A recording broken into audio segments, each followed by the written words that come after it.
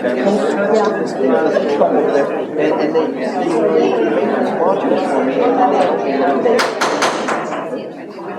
evening, ladies and gentlemen. Welcome to the March 31st City Council meeting, April Fools.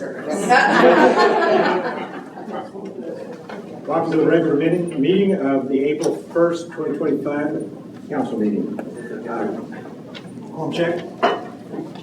Mayor Pro Tem Fitzpatrick. Here.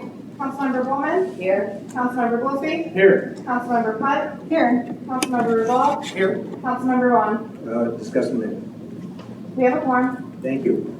Councilmember Vaughn has other business tonight and was given, let us know prior in the week that he's going to be here. I'll take a motion to approve. So. Second. Call for the vote. Councilmember Goolsby. Aye. Mayor Pro Tem Fitzpatrick. Aye. Councilmember Bulman. Aye. Councilmember Putt. Aye. Councilmember Rubal. Aye. Motion carried. Tonight's invocation is given by Councilmember Goolsby, and I'll lead us in the pledge. Please bow. Lord, we thank you for this beautiful day that you've given us. Lord, we thank you for this spring that is just a renewal of everything around us. Thank you for the rain that you've given us. Lord, we ask that you be with us tonight as we discuss items that are pertinent to the city.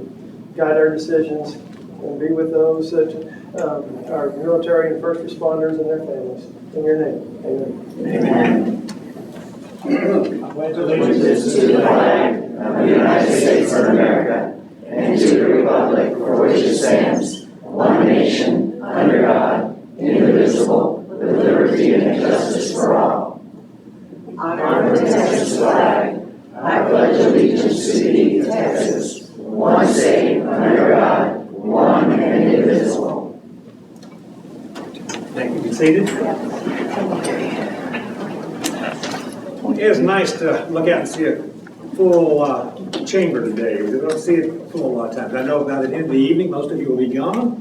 That's kind of normal, but maybe we can keep it interesting enough to keep you to the very end. And I promise you, if you're here at the end, it is more interesting than watching paint dry. With that being said, we're going to start out with the citizens to be heard. I've got 5 people signed up tonight. First up is Mr. Billy Hill.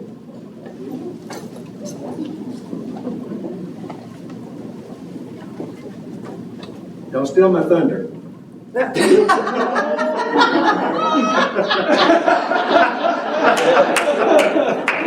We'd rather hear you. Likewise, Bear. Thank you. All right, neighbors. Hello, neighbors. Just a quick shout out again as we're into this year, and I see more progressive than I do regressive, and that's been our unified goal and direction. And got to the mail on April 1st, and here's the gateway. And I continue to see improvements in all of the processes and all the systems. We don't always get where we want to kill all the roosters and the potholes, but we're making forward progress. The gateway was phenomenal, production, professional, inclusive. I understand not everybody's even gotten it out of their mailbox yet, but it was just so beautiful. So I want to highlight them to the great job of the leadership, and more particularly, articles that I keep, even as Sunday, bragging about it, is, and shameful that I'm not a member of it, is these hundreds of volunteers. And I spoke to it, I think, at the last meeting, where, whether it be the pumpkin patch or the purse field, or walking us old people across the street doing the thing, it's just heartwarming. And in my travels throughout the country, I haven't seen that for the last 3 years, and now I'm so pleased to be a part of it and witness all this. And Homelark and Mayberry, they're just a show and a movie. Universal City is real, and I strive to try to sponsor everything I can to keep it that way. If you want to seal the borders in Universal City and keep that radical culture out of here, I'll man the candidate. So, great job. Great job to Gateway. Great job to the volunteers. Great job to the staff. and to our leadership. So it's just really been a pleasure. It's really felt my heart. So, again, it's tough, but we're moving towards progression and not regression. So just thank you very much, City of UC. Appreciate it. Thank you, sir. I guess we couldn't just close off on a good note like that, could we? Second up is Mr. Jerry Browning, grandson of Ina Blake. Yeah. Oh. I'm famous for that. So I'm Jerry Browning, 138 Sage Drive. I'm currently on the board for Homes for the Homeless now. It was started by my grandparents, Lieutenant General Gordon Blake and Ruth Blake, 70-some years ago. In fact, FM 78 is named after my grandfather, and the dog park is named after Ina, who was my grandfather's second wife, but I knew her as my grandmother for 40-some years. So we're down here now, my wife and I carry on Homes for the Homeless. It's a family legacy. Just a little bit of history. We donated $300,000 to the shelter when it was built. And over the last several years, we've donated $250,000 to the shelter to be able to do vet bills and those types of things. And I can tell you that we're in sound financial shape. So we're in a good position to be able to do that for a long time. My wife and I, recently came to UC, although we've been coming here for 40 years. Three things that drew us. One is the sense of community. Billy talked about it a minute ago. Next is volunteerism. And then the third is the relationship between nonprofits and the city, which I learned a lot about from working with Ina over the last 40 years down here. And being a new person here, there's a couple things kind of going on that are concerns for me. One is the whole thing with nonprofits in the city. I've seen things on Facebook and stuff in terms of not allowing nonprofits to use city things or charging for it, those kind of things.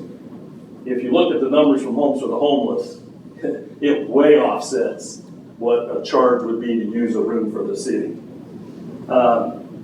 So I guess the thing is, I would say don't alienate the good people. Billy talked about the good people in town here. Don't alienate the good people in UC. The second thing is the golf course. And I've been reading stuff for elections and those kind of things because I was involved with some of that in Ohio before here. I can tell you the golf course is way more than dollars and cents to the city. So I get being a drain, and I get, how do you balance that? But I can tell you my wife and I have met many people in this town at events there and stuff, and we've made a lot of friends through events at the golf course.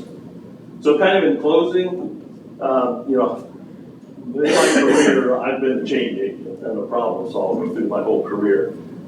But I can tell you that I always define the problem first before I start making changes. So I would ask the group, as we look at changes to the city, make sure we define the problem first before we just start changing things.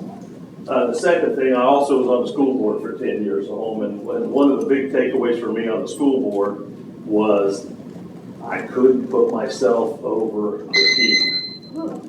I'm done. I couldn't put myself over the team, so I would ask you to reach consensus on things, don't push individual items, come together as a team, and do what's right for the city. Thank you.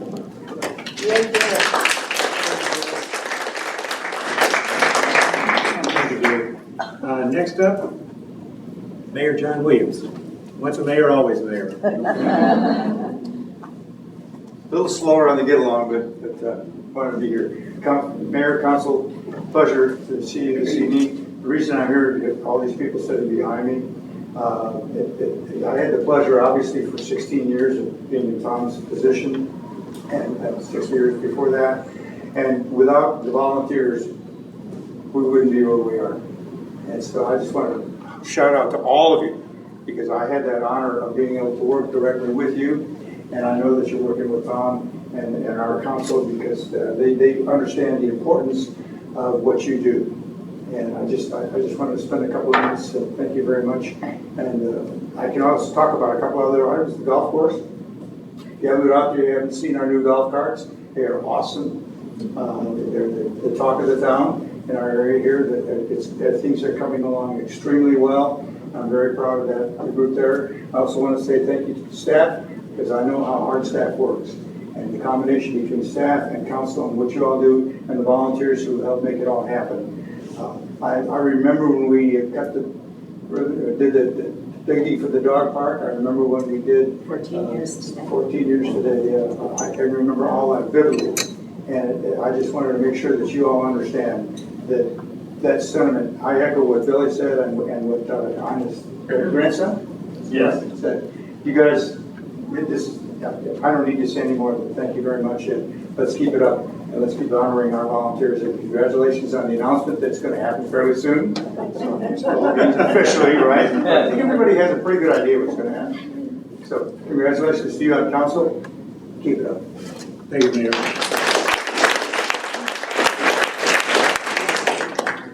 One thing, Jerry, you're actually, and his wife are dual citizens, really. They're spending half the time here, half the time back in Ohio. They're getting ready to move here permanently, but they are living on Sage part of the year, and part of the year back there. I think it's not quite, when it snows up there, they come down here.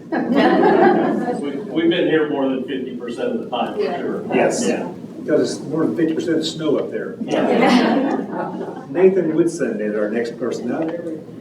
Longtime resident. Father was a police officer for San Antonio Police Department. Yes, he was. Nathan Whitson, live at 117 Fox Club. I want to start by thanking all y'all, all the effort that y'all put in to helping the city. There's a reason that you're all here today, and that's because we voted for y'all. I understand there's 3 seats that are being campaigned for this year, and we have 4 candidates who are hoping to fill those seats. Some of y'all know I used to work in politics. I love campaigning because I believe that politics is a reflection of our culture and as a society, and our society as a whole. So it's always fascinated me. And so I'm hoping that there's going to be some sort of forum that can take place with all the candidates that are running all together. That way we as a community can bring the issues that we have with the city up to everyone, and everybody can speak, what they believe on those issues. I understand there's a few candidates who might be doing events alone or with 1 or 2 other candidates. But I believe that having all the candidates together to discuss the issues would be much more beneficial to us as constituents, and will give us the ability to interact with the candidates face to face instead of relying on websites or door hangers that are dropped on our porches. There is something that I do find a little bit troubling. That's that there's candidates that are treating the city council as if it was a high school lunchroom. Unfortunately, some of y'all might get this reference, some of y'all might not. But the city council is not the movie Mean Girls. You can't just hurl personal attacks at the candidates and tell them that they can't sit with you just because you don't like them personally. That's not right, and it's very childish and unprofessional. Instead of acting like children, I think y'all should take y'all's jobs a lot more seriously in that aspect. The other issue that I've come across is candidates trying to convince voters not to use all 3 of their votes for the open positions. I know that some people might not believe this, but to me, that comes off as borderline voter suppression, and that's absolutely wrong. That's not what we were founded on as a country. Our country was founded on being able to elect people to represent us. And if you're not voting, then you're not getting your voice represented by those who get elected. We do have a candidate that's pushing for that on his website, and another one that is openly advocating for it. I'd like to hear both of their justifications for doing so, whether it's here or at an open forum. With that, thanks for all y'all do. I hope that we'll end up doing those forums at some point so we can hear from all of you. And the last thing I'll say is more of a request, be it at the end of this meeting or at a forum. I'd like for all the candidates to say one nice thing about another candidate. So, thank you.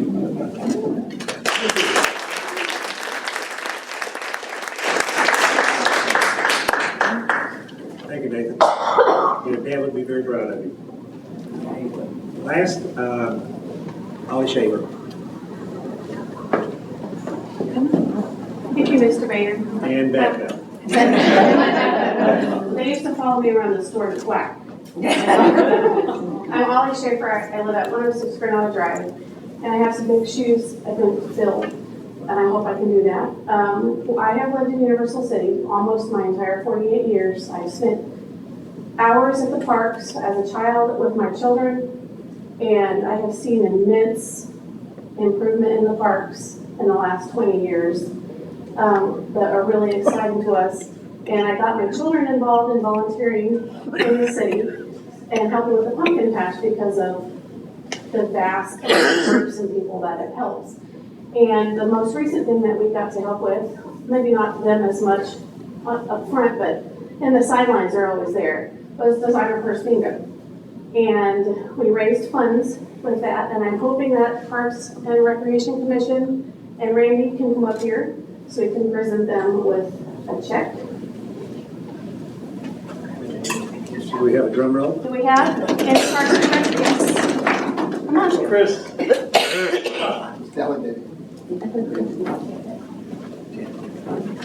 This is Silas, and he would like to give the Parks and Recreation Commission, on behalf of Parks Partners, a $22,000 check that we hope that Randy and his magic can match or make grow.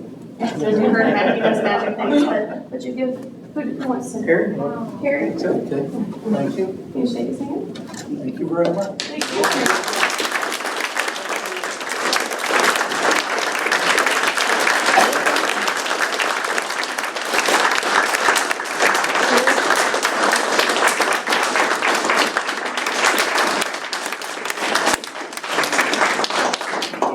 Thank you, Mr. Mayor. Thank you, boys.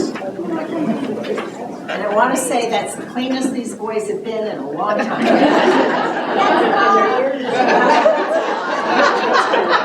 On the outside. Thank you, Ollie. That actually, on behalf of the city, thank you very much for the donation. It's been well received. And I know Randy has some magic with some of those grants, some matching grants and stuff. I heard. But thank you ever so much.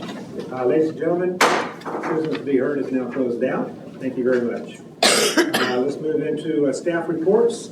City manager report first.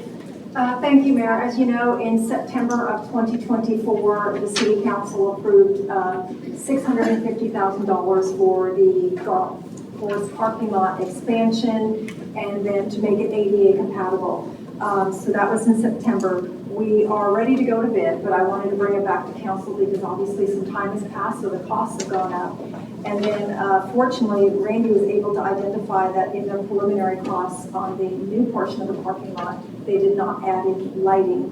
And so if you've been out there at night, it's in the dark zone. So we've gone back and had them add in lighting. So with the consumer price index increase and the lighting, the project has gone from $640,000 to $730,000. And I'm looking for some confirmation from City Council that we want us to go ahead and proceed with putting this out to bid. Understanding that in putting it out to bid, the cost can go up and the cost can go down. But at the end, the council will have the final decision on that aspect as well. So just looking for some direction from City Council. I got one thumbs up. Thank you, Ms. Goldman. 1, 2,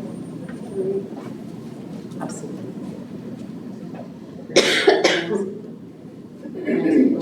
Yes. I wanted to make sure that we were including in there the line item, since we have to tear out the front of it, the additional cost if we were to look at doing the plumbing work for The sewer line, Yes. yes, ma'am, it's still included. Okay, but it's called out as separate, like a, It's a separate Okay. budget item within that. perfect, thank you so much. Any specific input or anything for the referral? You have? Yes, thank you, Mr. Mayor. Again, just to clarify where the funding will be coming from, what fund source, just to clarify. So the council approved $350,000 in this year's golf course budget.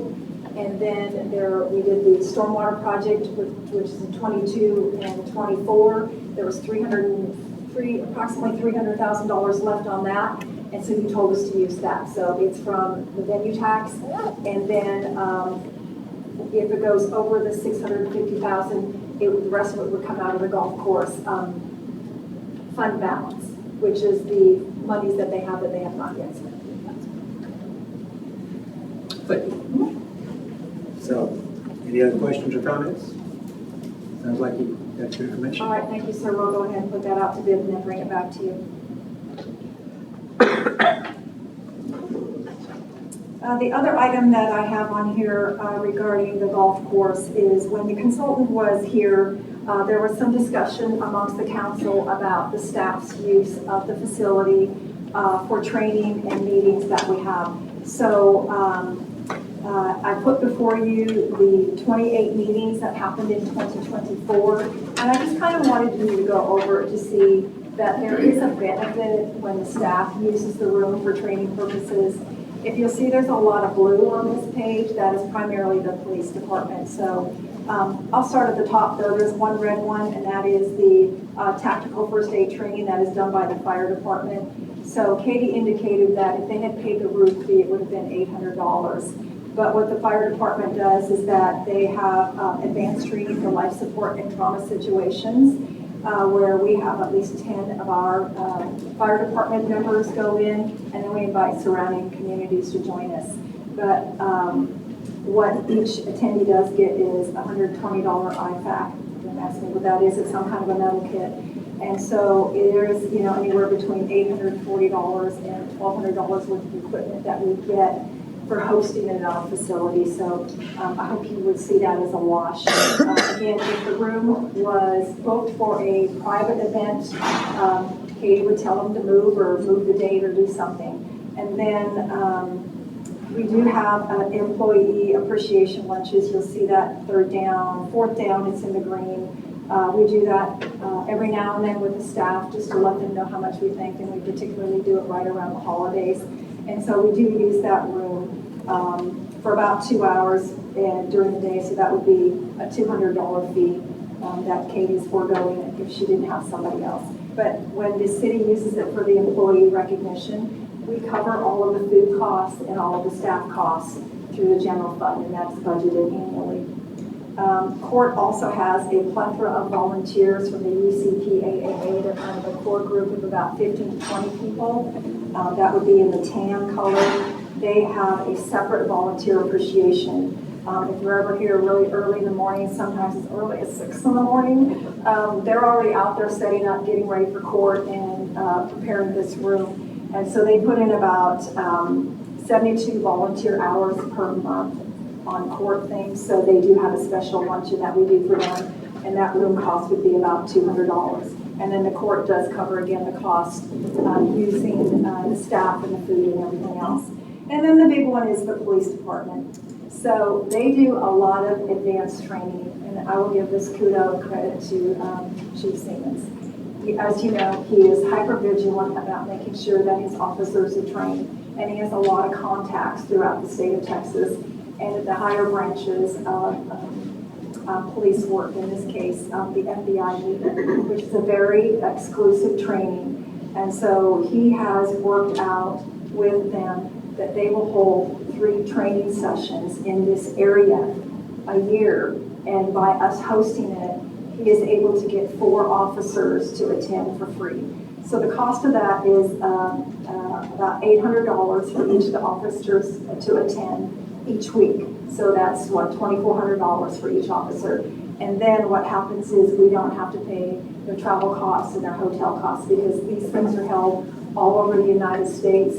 Periodically, there's one in San Antonio, but we've managed to get all 3 courses in Universal City, and we typically have 4 of our folks that go, and then we have 60 other people from around the state of Texas that join us in that training as well. So a lot of them, have lunch there, or they golf. We're doing our best to try to promote them staying at the hotel. So that was the other big one. And then we have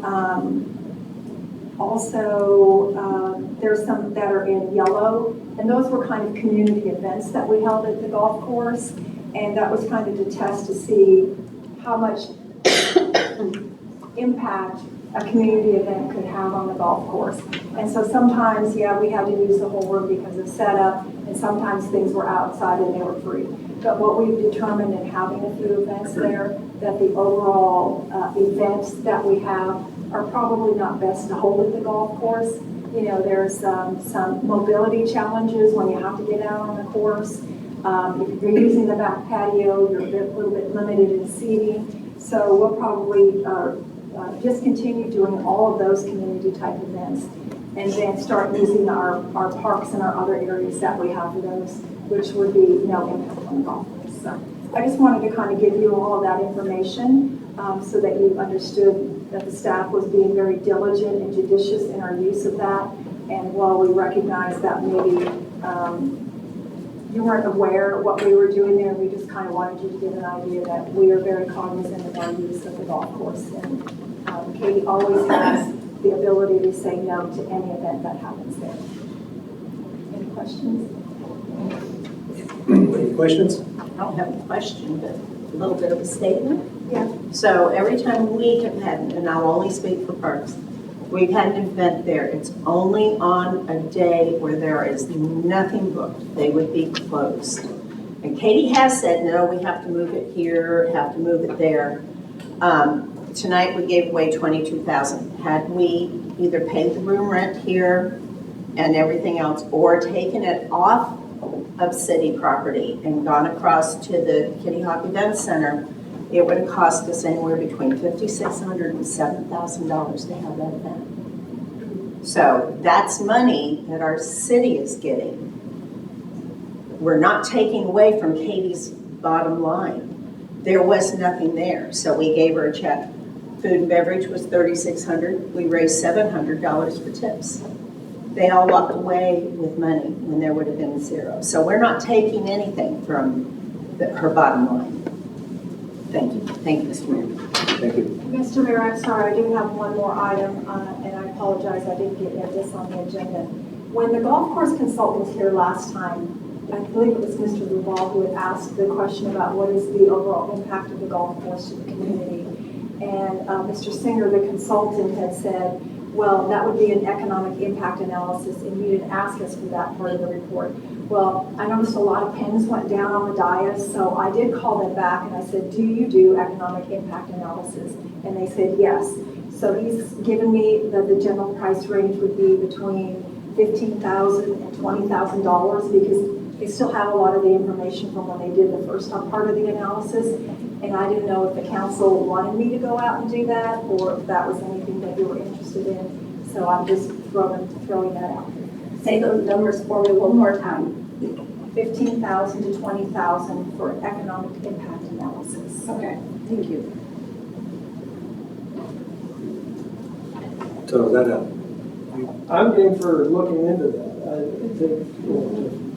to find out what that's going to be, because I mean, I've got stuff I want to tell you here in a little bit, but I'm not ready for it. I really want to get a little bit deeper, but I love this idea of having that economic impact analysis. It's going to be very hard to completely nail down, but if you can get something a little bit more physical, a little bit more nailed down, that'd be fantastic.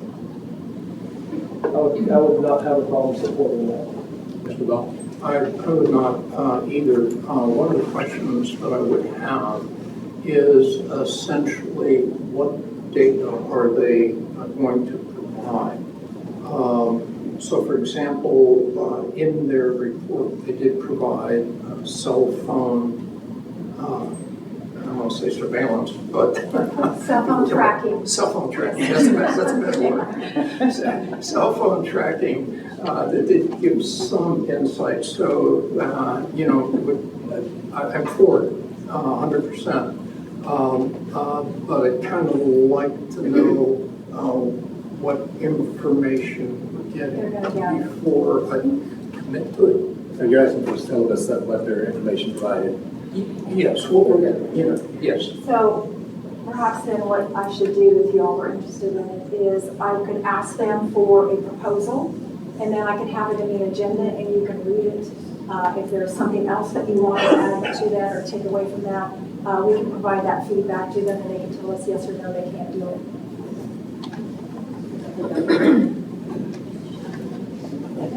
Yeah, sounds good. I'll try to have something on the agenda for the 15th of April. Thank you. Follow up with a staff report for the Cibolo Creek Fire Break. This is a question by Mr. Rubal. He wanted to know with the recent dryness and fires that are happening all over, how do we handle a fire specifically in the Cibolo Creek area, because it is our longest and thickest and deepest and densest wooded area. So we really appreciate Chief Verna being here this evening. He's going to kind of go through their processes and how they handle all that, and how everybody finds it informative. Mayor, council, thank you guys.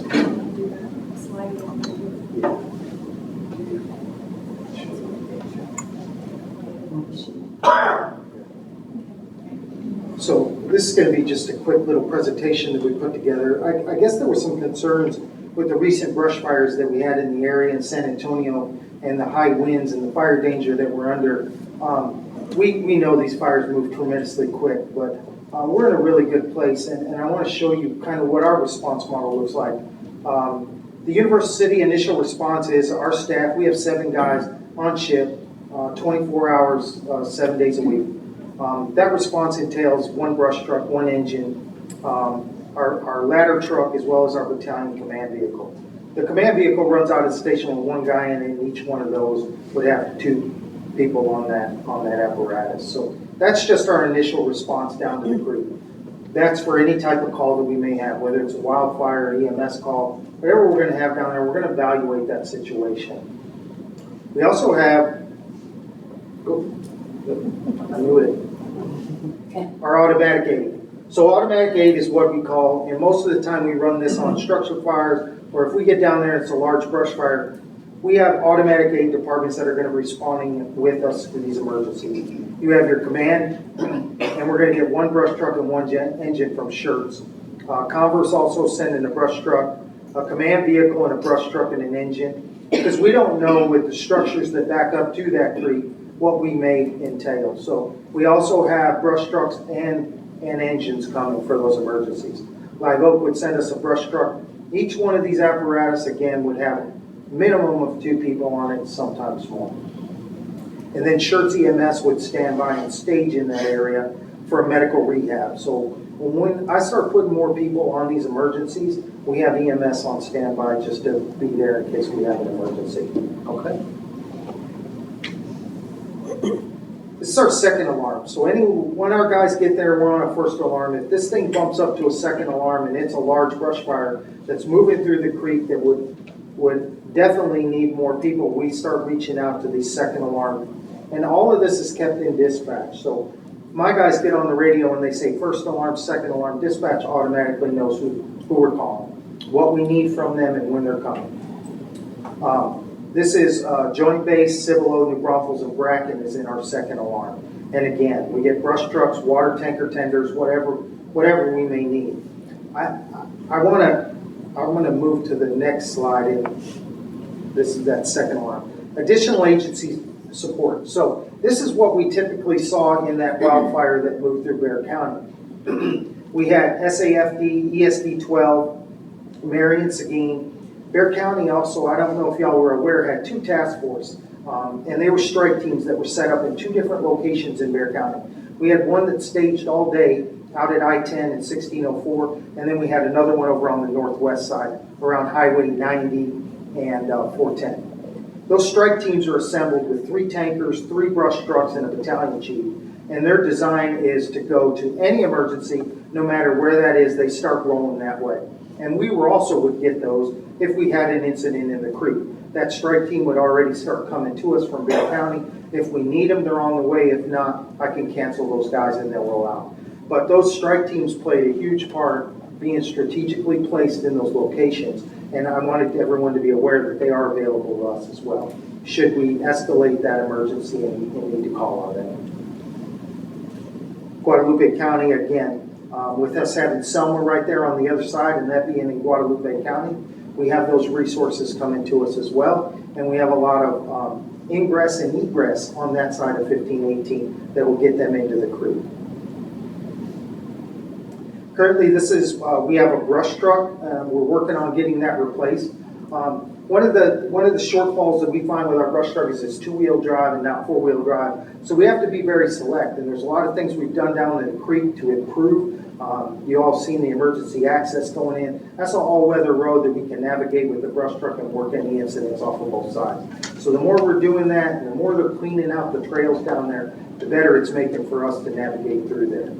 And then we have the UTV for some of them smaller areas, and it's equipped with a CAF system as well. So that CAF system on there works off of compressed air with about a 2-gallon tank on there. And believe it or not, they take 2 gallons of water and it'll put out a fully extinguished vehicle fire off of 2 gallons of water being pushed by compressed air. So it's amazing. It takes the water and makes it go much further. So we're very fortunate to have that. This is some of the training that our guys are doing. Universal City Fire Department, we continue to train with the all hazards approach, and that's for any emergency in the creek or whether it be in the city. Our guys, they wildland training with shelter deployment, hazmat training. We don't know if we're responding to a hazmat incident down there in the creek. We don't know if it's a wildfire. It could be somebody that's hiking down there that falls and needs EMS, and we have to get down there and try to figure out a way to get them out of the creek and get them up to where EMS can lead them. So we handle all kinds of emergencies, and we stay ready and trained to handle any one of those. These are some of the pictures that we had our drone operator in the fire department. I had him go out, and I wanted him to fly the creek as well as Sam. Sam went down and flew the creek for us, just for us to do another evaluation. And I got to tell you, we're in a lot better place today than we were 10 years ago. With the trails that are being cleaned up and the disc golf and the road that we have, it's a natural fire break that runs down through there. It's much cleaner in there than it's ever been down in the creek. Now, obviously, we have growth and vegetation that will continue to grow down there. But with all of the clearing and the trails, we're in a better place today than we were 10 years ago. One of the other things that I'm seeing down there, the fires that we typically saw in Bexar County were in grass. If you notice, those are open, wide open fields where the wind is really pushing those fires, and they burn super hot and they burn tremendously fast. What we have going for us in the creek is we have a lot of large trees and large vegetation. Though that grass that's around them low will burn quick, those trees actually slow them down from traveling so quickly and allow the fire department to get in there and manage those fires. And that's what is a huge benefit to us down there in the creek as well. We can get in there and manage it. So this picture was, can I go back? Yes. There we go. This picture is looking towards our, this is looking towards 1518 and the ETJ. That's Maskey Road that you see kind of right there up in the top. This is a picture of the creek facing towards Shirts. You can see the trails and the clearing and all of that. So those work for us in our advantage as natural fire breaks. And the more that we develop those trails, and the better it is. This is our new, the emergency pass-through that's going to be coming into 1518. This is at the access point right at 1518. This road continues on down through the creek and will come out on the Kitty Hawk end. And it's really looking good, and it's going to be a really, really great roadway.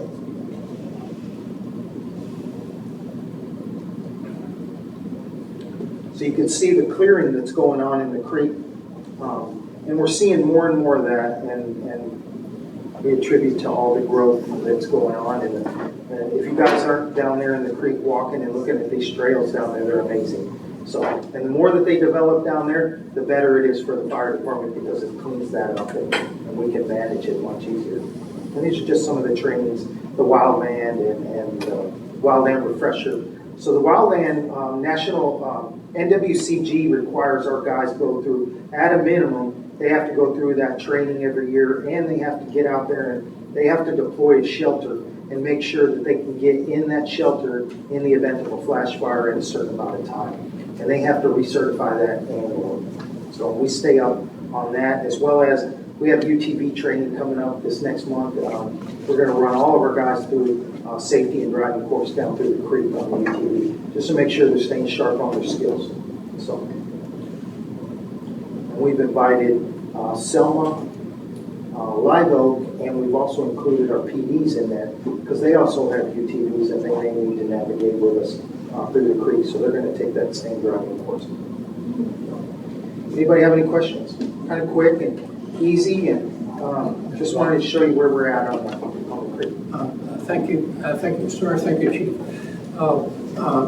Basically, I have a list of 17 streets, city streets that essentially border the creek area. A question I have is our large pumper trucks. Consider parking in front of the mayor's house and basically looking across the street from the mayor's house over the properties on Cibolo Creek and down into that tree area behind there. Are our pumpers and hose lengths adequate to get through the properties to that? I have to look and see what So I think he's asking if did you go through a city street and, sure, you don't have the map to show all your access points into that area? No, just the question is actually simpler than that. We have big trucks, cargo trucks, and so forth. Can we get over residents' houses to douse areas along where the city owns property? So a lot of times we can't reach that with our aerial apparatus. It just depends on placement and where it is. But I'm going to tell you that a lot of that creek that we navigated through there is High Bluff Creek, and it's not beneficial for us to even be up on that top side. And typically most of those homes sit far enough away from the creek and we have a buffer that we're going to try to manage that stuff from the lower side and on the inside. But if it came to a point where we're protecting structures, absolutely. We have 150, 200 foot hose lays, depending on how far we can get in, and then we can advance them hose lines in. And basically, one, congratulations, and perhaps ask you for an extension on this, and that is the City of Universal Cities Fire Department ranks in the upper 10%, if my math is right from the numbers that are on our website, based on the Insurance Service Office Public Protection and Classification Survey. And so that's kind of a big deal. What it means for the residents is our insurance rates are pretty darn low for fire insurance, or should be anyhow. And so I definitely appreciate that. That's a great point that you brought up. We didn't even bring that up about we just went through that ISO. 6 months ago. Yes. We just went through it, and he sat down not only with Randy and our water department, but they evaluate the fire department. And so 9 is the worst possible score that you can get with an ISO, and we came in at a 2. And we're really striving.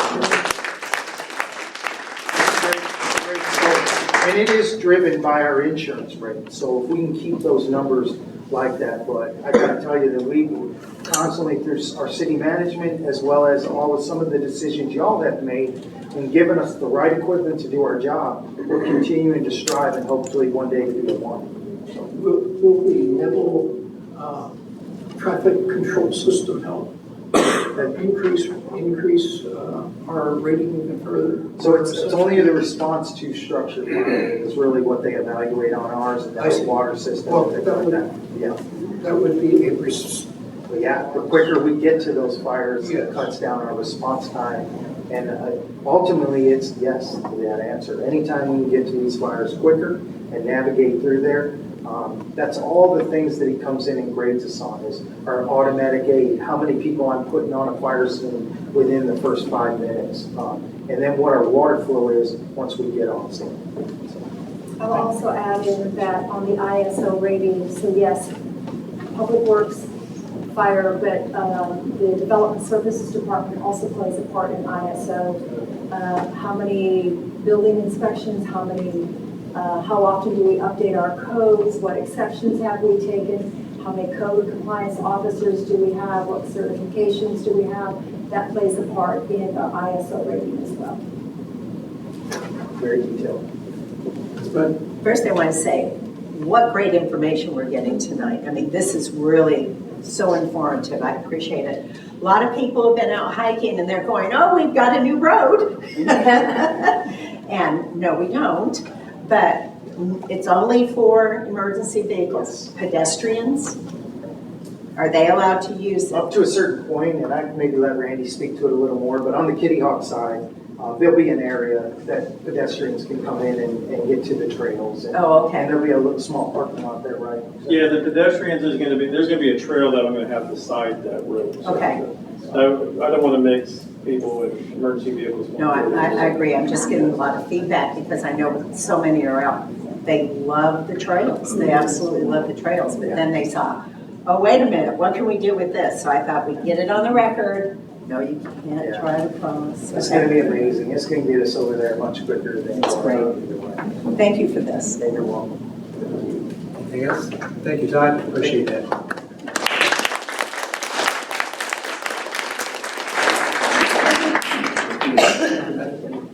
Sure. That completes the staff report. Brings us on into announcement, city manager announcements. Yes, sir. I wanted to bring you up. There was some discussion. Mr. Heberling had brought it up about somewhere within the city to hold fireworks. A couple of the council members were interested in that. So we did call our insurance company, and they informed us absolutely no way will they cover us allowing people to shoot off fireworks in the city on city property. So I did call Mr. Heberling. He's not here this evening, but I did call him and let him know that answer, and he appreciated the effort that the city put in on his behalf. The other things I wanted to mention is April is a very busy month, and I apologize to council. You've been getting a lot of text messages and emails and Outlook meetings. Again, you don't have to go to everything. Don't feel compelled to do that. But a couple of interesting items for the general public. The last day to register to vote in this May election is April 3rd, which is 2 days from now, so that needs to happen soon if you intend to vote. Spring cleanup is coming. We have it 2 weeks in a row. It is Thursday through Sunday each week, so it's April 3rd through April 6th, and then we will repeat that again April 10th through April 13th. Understand we just did brush cleanup. You cannot bring your brush to the spring cleanup. It is for household items and waste, and in there they also have the hazardous household waste that you can bring in, oil and things of that nature. Feel free to utilize that. It is free to all of the residents. You will have to show a utility bill or something with your street address on it so we know that you're legitimate. And if you want more information regarding hours and what they'll take, you can go to the city website.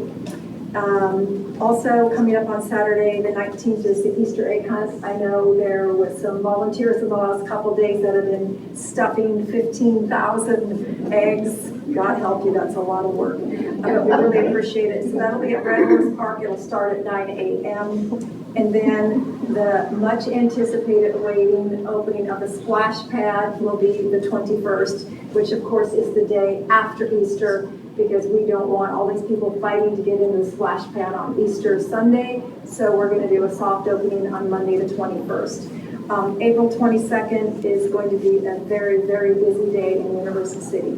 So it is the first day of early voting. The early voting location is at the library as always. Also at 9 a.m. on that morning is the renaming ceremony for Neville Park what's the name of that street? Wagon Crossing. Thank you, Wagon Crossing. That'll be at 9 a.m. and we'll get all that information out to you. Also that evening is for the comprehensive plan, it is community meeting number 2, and it's at City Hall here, and it's at 4:30. We were hoping to use the library, but since it's early voting, we got kicked out, and Katie had an event, so she kicked us out too, so we're using this room. So that is for the community, council members, and mayor. You are not expected to be there. However, Wednesday, April 23rd, is the City Council Planning and Zoning meeting number 2. So you're going to get all of the feedback from the online survey, all the 2 community meetings we had, all the surveys that were taken at Snowfest, and all of the other places they had. And that's going to be at 5:30 on Wednesday, April 23rd, here again at City Hall, because Katie and the library both kicked us out. So That's all I have for this evening, sir. But we'll send out notices for all of you on some of these things. I appreciate it. Thank you. Thank you, Kim. My turn.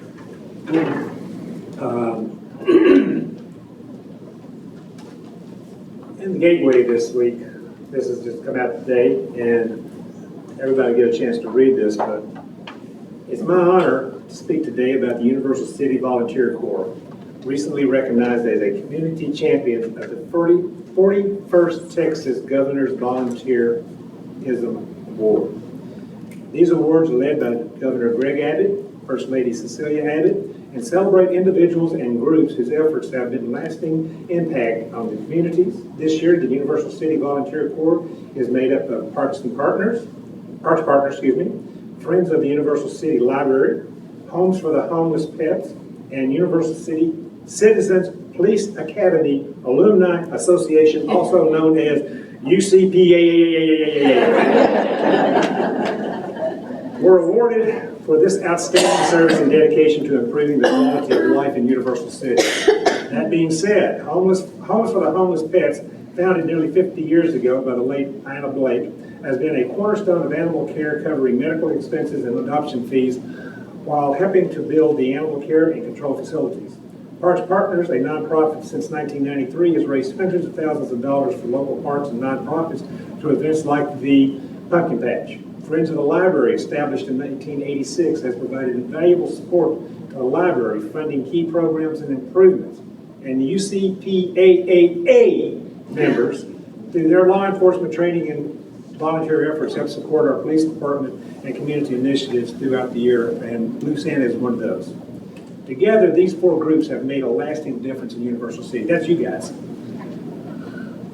We are fortunate to benefit from your hard work and dedication. The recognition of that you're receiving from the Texas Governor's Volunteer Awards Program is well deserved.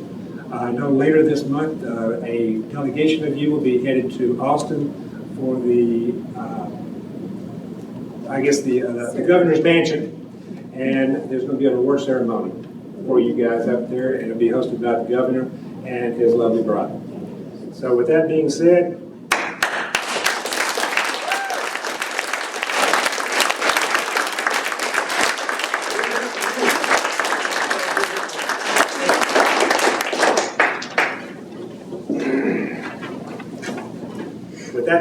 top that there. All right, sorry. Shelby got on to me because I forgot to say some things last time. So I wrote some things out, so forgive me. I don't like to read. So first, your hummingbirds are on the move. So if you haven't cleaned your feeders, get your feeders cleaned and get them out. Second, take care of your soil. It helps us conserve water. Get the mulch out, get the compost out. Plant natives where you can. I planted frog fruit. If you haven't seen it, haven't tried it, try it. It did a great job. You can corner my yard that's never grown. It loves it. Saw the monarchs moving north last weekend. I was very, very excited. My last item, it was a great presentation on the golf course. I really appreciated what all the information that was out there. I thought that was fantastic. I think it's really going to help us move forward on how we utilize the golf course. What I'm asking is if staff can provide an outline of those recommended repairs and updates. And if that outline, if we can include costs and timelines, kind of to see how much that actually is, how long is that going to take. I would like to see an estimated date, because my whole thing has always been, let's get the golf course taken care of, and then let's move on. So I would like to have an estimated date, kind of a recommendation from the staff as to when we should hold an election to split the venue tax. I assume this is kind of going to be after the repairs are made, if they're made.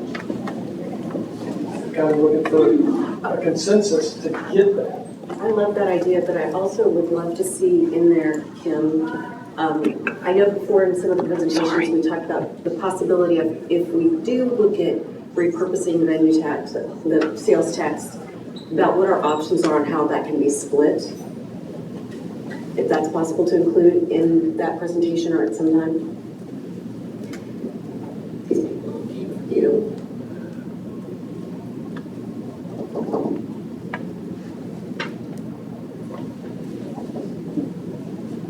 We'll do our best, I'm sorry. Yes. Any other comments on that? I think it's a great idea, actually. It I'm all for it. makes sense. Mr. Rubal? Yes, Mr. Mayor, thank you. The only issue I have is that what was presented is not a business plan. It does not lead to sustained profitability. I don't think the consultant ruled out necessarily consideration of alternatives which may be more popular to an 18-hole golf course, for example, an executive golf course with essentially repurposing of some areas of the golf course, making it less golf cart dependent to make it more profitable. So I'm not sure the consultant's report excluded that.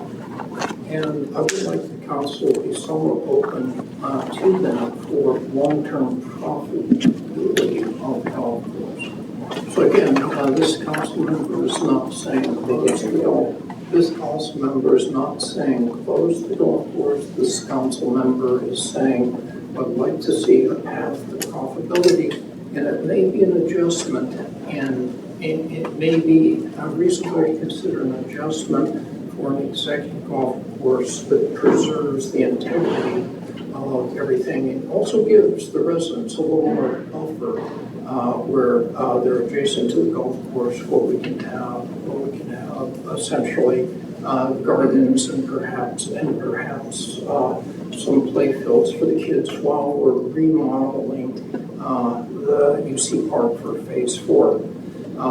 Consider, if you will, essentially the beautiful terraced area to be a terraced garden with live solar sculptures, okay, that help provide the electricity to run the golf course. You know? So there, and perhaps even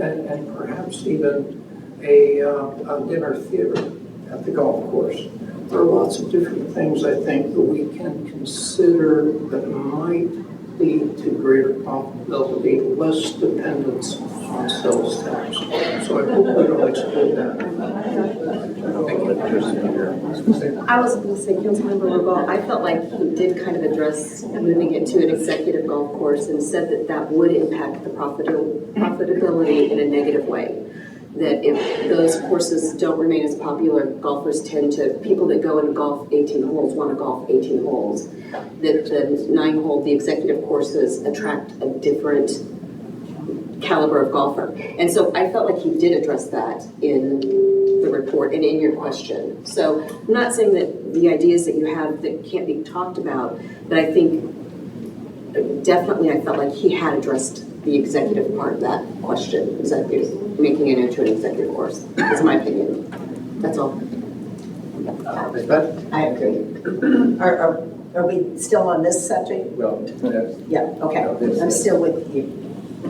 so basically the consensus is what we want Yes. right here to go forward, to move forward with a, I guess, you got comments? No, I don't have any comments. So basically, the premise is you're asking to have an end date that we can actually say we can be at probably a break even for the golf course and the tax center. And with the venue tax that we're using right now, basically take care of capital expenditures. And at that point in time, we can split it out. So that's basically what we're asking for. Basically, that was what the Premise. expert in the field Right. Yes. that was selected by, I wasn't on that committee, I believe Councilmember Vaughn was. So, There was a committee that selected this expert in the field, and that's the gentleman that we paid all that money to come up with the idea and to show us what we really want to do. I appreciate your ideas. Believe me, I'm an idea guy at heart too. I'm always throwing ideas out there. But whenever we came to an agreement and hired the expert, thank you for what you have to say, sir, but I'm not going to listen to it. I feel like we're doing everybody out there a disservice. And that's, I'm not trying to squash any other ideas, but I'm trying to roll with the idea that we've already paid for. Correct. Sorry, not trying to squash it. Well, right now, we're just looking, we're still talking years down the road. This is not going to be something that's solved in the next 2 or 3 weeks. According to the report, it's still going to take a few years for us to get all of the issues that we have, bad capital expenditures and things of that nature taken care of, the capital build-outs, parking lots, the whole thing, all of those side items. So I think it's a fair request. I suggest we move forward with that. And this is just a consensus. It's not a vote at this point in time. Your ideas are in there. Maybe not 100%, but they're in there. But we have experts to take care of it. May I remind the mayor that the consultant report was identified not as a business plan, but to simply improve the operations of 18 hole golf course primarily. And noted. Really look at the alternatives. Noted. That's the reason why we have a budget. That budget is the business plan. That is the budget. That is the business plan. Anything else you need from us? I think I understand the direction that you're all going. I appreciate it. Mr. Goolsby, you stated it very clearly. I'll get with Miss Christine Green, the golf staff, and we'll start putting something together for you. My plan then would be to have something to present to you probably about the time that we start working on the budget. And that way the golf staff can get the estimates that they need to figure out how to handle all that and with the time. Yeah, we'll start working on it. Okay. So, anything else? No, thank you very much. You want my council member comments? Yes. Oh, okay. I also want to say thank you to everyone who showed up tonight and for all the volunteers in the city. I always think it's an amazing thing, and I think it's really cool to get an award for doing that. And like I said, anytime the city can, say amazing, good job, that's awesome. I think it's really cool to see it at a state level too, though, because the city often thinks, but it's cool to see it at a state level. I appreciate, everybody who came up and thanked the volunteers as well, and just all the hard work that they've done. When it comes to candidate stuff, I think the dais is an inappropriate place to discuss that. So anything campaign related or anything like that shouldn't be talked about up here. But, you guys have access to the internet. You can find people's emails and write them whatever you want. I think that's all I've got. Thanks. I'm just really proud of all of you, all of the groups. Everyone has worked for years and very hard. We have Tom Hendricks, one of our original Parks partners back there. He's got an evil eye watching out on us. But you all have worked hard, and you represent the hundreds of volunteers that are out there that come and help, that have sat on your boards before or just shown up. And we have an awful lot to be proud of. This room is full of a lot of joy. It's really full of a lot of joy. And I appreciate it. And I appreciate the city honoring us in so many ways throughout the year.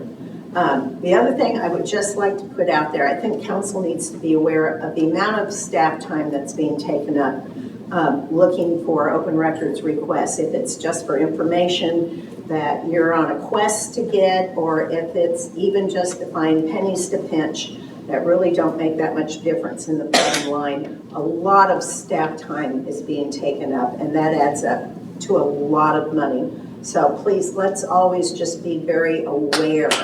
Is this something that is information you're looking for, or is it something that's going to benefit the entire council and the city? So I just want you to be a little more concerned about that. And thank you all for coming. I'm just kind of overwhelmed looking at you. So thank you, Mr. Mayor. Yeah. We talk about a lot about how Universal City is a special place and the sense of community. And I think every person in this room helps foster that reputation. You guys give from the heart, you give of your time, and you do things because you love the city. And I think that shows every day what you do. And you guys all have a different focus. You all have a different passion, and that's great. But we've supported our city through our volunteer hours for years, and it's just really, it's, again, something that makes us special. So thank you, and I do think the recognition coming from a state level is really, really special and something we should be very proud of. That's awesome, and we appreciate everything that you guys have done. I would say, I also just want to make an announcement. The Heroes Camp, we've started advertising for that. The Heroes Camp has been rebranded into the First Responder Youth Cadet Academy. We wanted to age it up, make it a little bit cooler and hipper for the kids because they thought it was too juvenile last year. The Citizens Police Academy helps to sponsor that and helps execute that through volunteer hours. And so that is a week long. It'll start June 3rd, I believe, and goes through the 7th. Graduation's on the 7th. We'll have 20 kids and they'll get to learn first aid, CPR. They'll walk out with the first aid kit. It's a really special week. I've done the past 2 years, and last year was really emotional for me to watch the kids take it so seriously and say I could go home and save somebody in my family if I needed to now. It was just really heartwarming, and I love being a part of it, and anybody who wants to volunteer for that and just be a part of it one day, I think it's a really great opportunity. And I agree, Ashton, I don't think up here on the diocese any time to talk about running for re-election, but I will say I feel comfortable that all of the candidates are bringing forward a positive face. I think social media is really where people are making comments, not candidates, but people who feel passionately about who they're going to vote for. And I will say, we all have to come up here and work together. And we don't want the bad feelings in the community. And somebody can not want to vote for a candidate, but that candidate's still going to support them and still represent them. And so I think it's really important to remember, it's not a contest between who wins and who doesn't win. It's find the right people that you want to represent you, and then support them and let them represent you, because they represent everybody in the community, not just who voted for them. So that's all I wanted to say. Thank you. Mr. Rubal? Yes, Mr. Mayor. Slightly different note. First of all, the residents must be aware that the agenda we have for council, where essentially we make announcements, council members make announcements in the beginning of the meeting.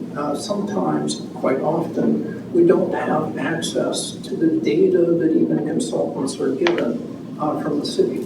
So essentially, whenever you see us here, we're operating on information that is usually not provided. We have to ask a series of questions that we think are logical. So please be patient with that, and hopefully I'll have a meeting with the mayor soon, and we'll discuss maybe how we can make that process a little bit better so that we can have the information that we need to process for making things right by council. The second thing that I have to say has to do with actually something that I stole from Mr. Casada. Basically, I had the pleasure of meeting with the library staff, and Ms. Turner was out of town, and so Mr. Casada essentially was my supervisory authority. Escort. Escort, okay. So in any case, I had a great meeting with the library staff, found out some things that I didn't know. And I also have signed up Mr. Goolsby for a library card.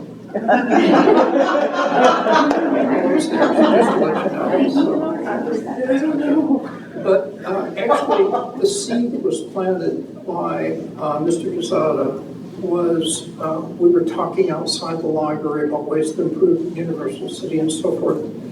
And he made a statement that defined something called, and I hope I get it right because I wrote down afterwards, economic nodes within the city, how to support those economic nodes in the city. And so basically, I started thinking about what he said in addition to the concepts that I had about where people are moving within the city to the Walmarts and HEBs and so forth. And essentially I went for a long walk. And my walk was essentially from Coronado Drive, more or less, all the way to 1604. And in that section, these are the commercial zones that are there already. The Triangular Shopping Center, the Forum Crossing, the Buckingham Center, Coronado Square, and all the businesses along Pat and Booker. There are 17 very reasonable and good restaurants in that section of town. So I meandered up Palisades, and I stopped to talk with the manager of that, essentially the Super 8 Wyndham Hotel there. It's been the historic overnight stay for people in Universal City. We started chatting, and I said, sir, approximately, how many people do you have per year that visits this facility? And he said, I can't tell you the number of people off the top of my head, but my reports are that in Universal City, we have an occupancy rate per year of between 35 to 45,000 rooms per year. And where are these people coming to? They're getting off 1604 and they're going to these 17 restaurants. They're going to Pat Booker, okay? And basically that had impact because you multiply that number by not just one person staying in the room, but maybe 1.5 or whatever. So all of a sudden you have not 45,000, but 50, 60, or even 70,000 people that are here overnight because of that 2-star hotel. It then came to my attention that how do we support that hotel with our hotel taxes or with our economic development group? There's no special signage for that whole district that identifies the restaurants. Any other city would get off a major highway and you see signs for the restaurant, all the restaurants that are coming up, the gas stations or whatever. We really don't have that there. Even within the district, we don't have it.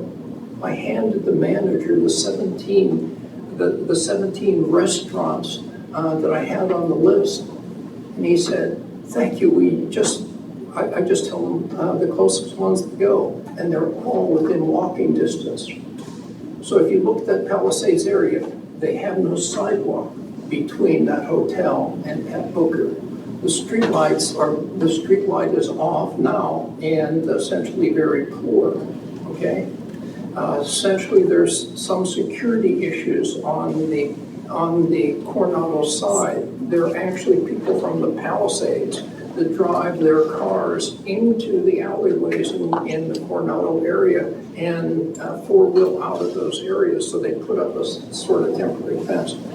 So what I'm asking is for council to support some initiative to look at that district and see if we can make it easier for these 50 to 70,000 people to get to businesses in Pat Booker.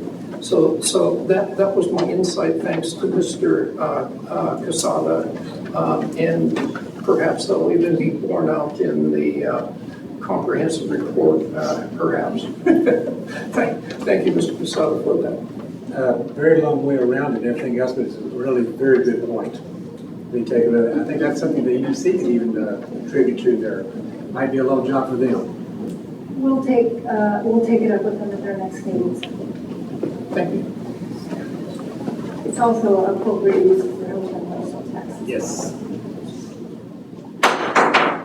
Now that's over. We'll go into. I want to make a moment. The group that came in here they were a little late. They're in training with the UCPPAAAA. They're in their third week of training. Apparently they didn't get the email, the text, that whenever we sent them wanted to come over the break and get over here, and I guess they got it after the fact and we've already given the presentation. But anyway, that's who they were. They went back to finish their training today. We need to now go to a consent agenda. All matters listed under the consent considered to be routine. City Council will be enacted in one motion. Need for a motion? Move to approve. Second. Any discussion? Call for the vote. Councilmember Bulman. Aye. Councilmember Goolsby. Aye. Councilmember Putt. Aye. Mayor Pro Tem Fitzpatrick. Aye. Councilmember Rubal. Aye. Motion carried. Approved. Action items. A request has been made to take a break. Let's instead of request. Let's take a 10-minute break and we'll come right back in.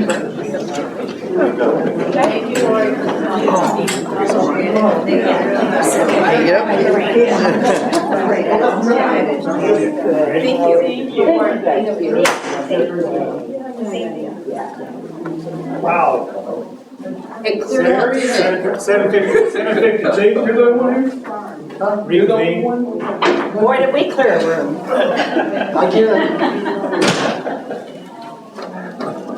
Gotta keep you alive. And welcome. Remaining, you guys are the survivors. Our faithful Let's few. go to, I'm out of control up here. So, we're back. all back, we're all ready to go. We're ready. Let's, action item A, resolution 896E, 2025, authorizing CDBG grant application for program year 2025. Motion to approve. Second. Any discussion? No. Call for the vote. Councilmember Goolsby. Aye. Councilmember Bulman. Aye. Mayor Pro Tem Fitzpatrick. Aye. Councilmember Putt. Aye. Councilmember Rubal. Aye. Motion carried. Approved. Item B, resolution 979A, 2025, CARES Community and Responder Support through Victim Assistance, FY 2026. Thank you, Mayor. Chief Perna's son is playing in a baseball game this evening, so I told him he could go ahead and leave and attend that. And so I'll be handling his next two items, which are both grant applications. In this particular one, it is to get funding for victims assistance when we have people that are traumatized either by a fire or an incident that happened in their home, as well as our staff members. And so they have submitted this grant application. Like all grant applications, it does require that we have a resolution from the City Council authorizing them to move forward. Second. Question, Discussion, Mr. Rubal? yes, but just, again, a small point of clarification, and that is, what overlap is there between our mental health officers and this function? I assume that they're going to be one and the same, perhaps. You are correct, sir. Then the second item is just the clarification of let me read it. Cash is the portion of the salary that is budgeted each year for the financial director, fire marshal, and mental health officer. So the 20% is effectively already budgeted. Yes, sir. Perfect. That's cool. Thank you. Call for the vote. Was my, okay, thank you, and second, Goolsby? Yeah. Thank you. Councilmember Putt. Aye. Councilmember Goolsby. Aye. Mayor Pro Tem Fitzpatrick. Aye. Councilmember Bulman. Aye. Councilmember Rubal. Aye. Motion carried. Resolution 979B, 2025, First Responder Mental Health Program Grant. So this one is directly for mental health program wellness for staff, and not only for our staff, but our sister agencies as well. And for Mr. Rubal's question, the answer is yes and yes. Motion to approve. Second. Discussion? I was just going to say, my husband used to do crisis debriefing in Nebraska, and this type of work is so important, and so I'm so glad to see that we're proactively going after these monies. So, Thank you. It does allow us to bring on another, perhaps more advanced staff member under this grant. They would be basically only working from grant to grant year. Some people do that, but it would allow us to bring in a little professional help as well. Need all the help we can get. Don't we all? Call for the vote. Councilmember Goolsby. Aye. Councilmember Bulman. Aye. Mayor Pro Tem Fitzpatrick. Aye. Councilmember Putt. Aye. Councilmember Rubal. Aye. Motion carried. Approved. Item B, Xenforo, council message board renewal. Thank you, Mayor. It is 1 year and the contract is up on April 22nd. I do want to thank Maribel for going into the website and pulling off all of the data so that you can make an informed decision this evening. So we just need guidance from from council on whether or not you want us to renew that contract or you think you've had enough of the message board. So, I think it's awesome. I know that like, there's not a million people participating in it, but I will say like 1,600 views is a lot of people, and that's about how many people vote in this town. So, I mean, I think it's valuable in the sense that like, I think it will get more traction. I know that like, I don't always comment on it, but I do always read everything. So I appreciate that it gives people the opportunity to share some information with us. I think every year as council changes, like, it might become a more used feature, and I think for such a small amount, I'm all here for it. yes, sir.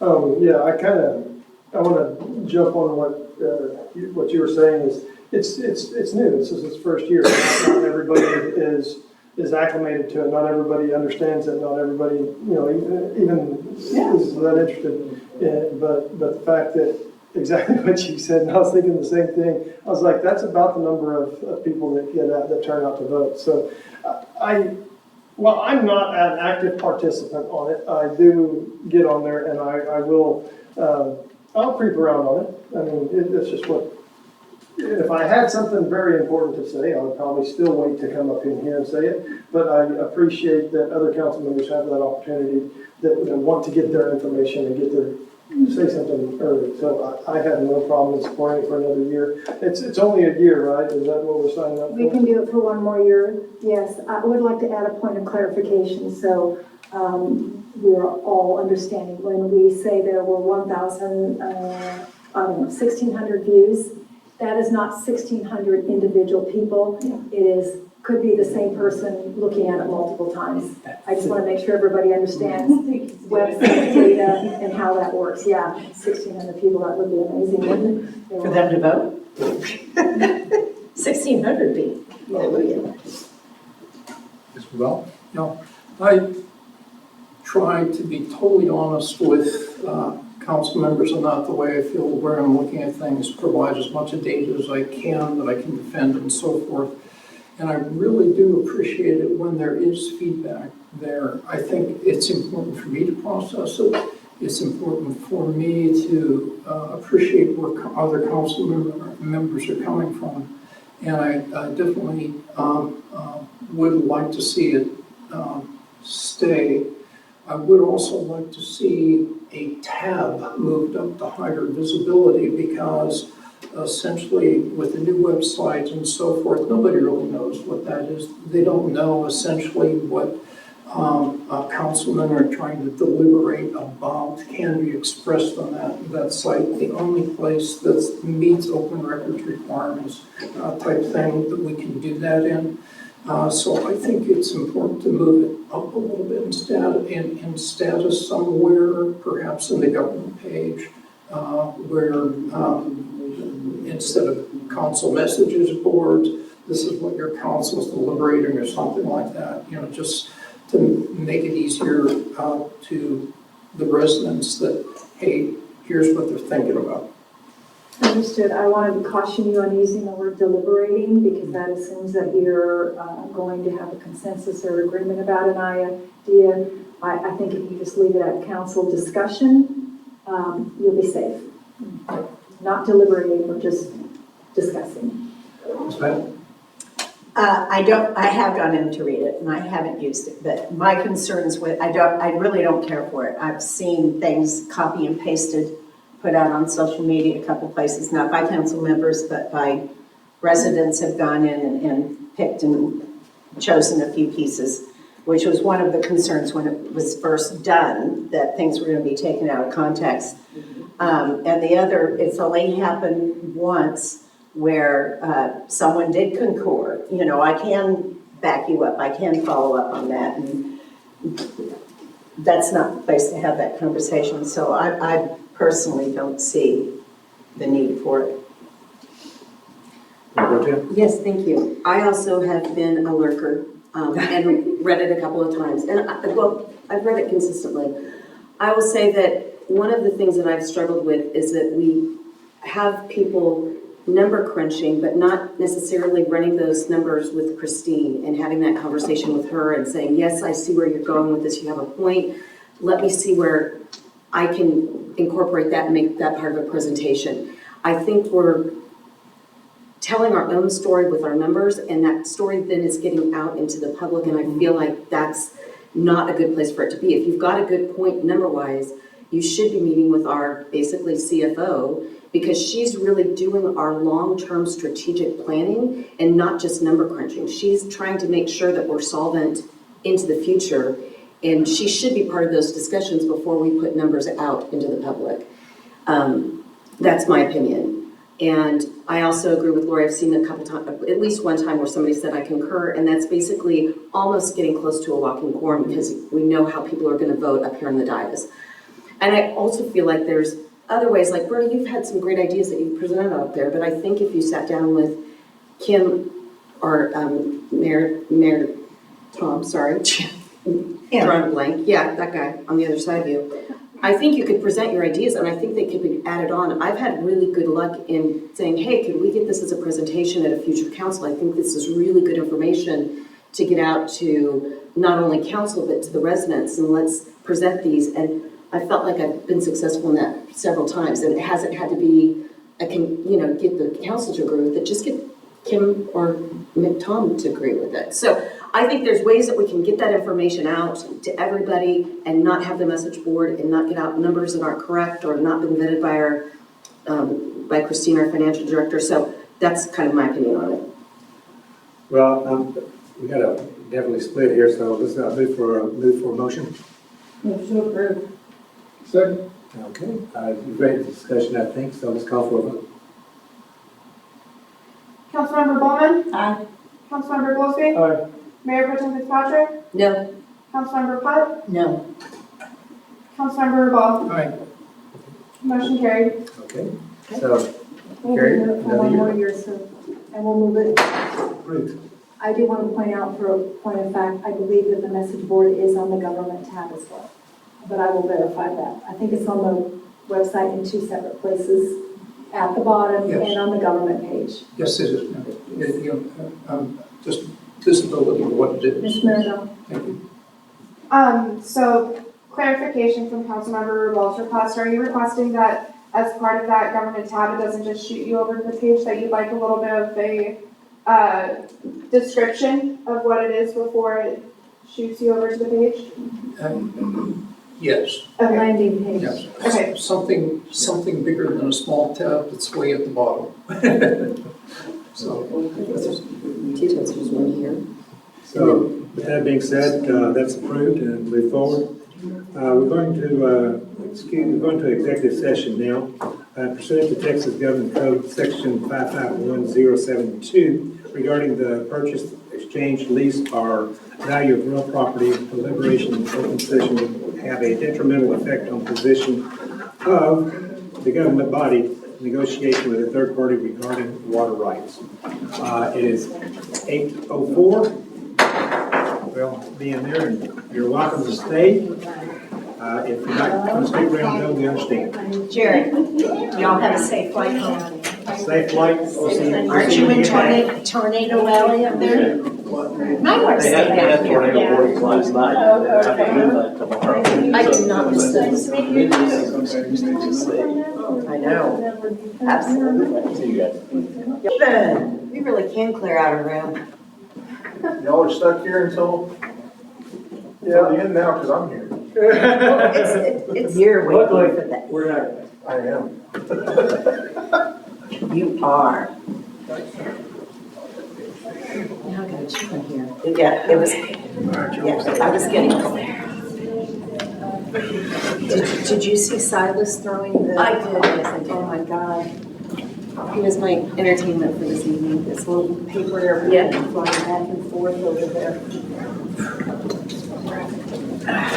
Okay, we're reconvening at 8:25, with no action being taken by the council.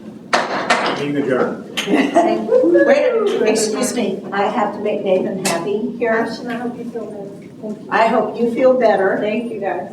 I can't wait to see your gardening thing. Yes.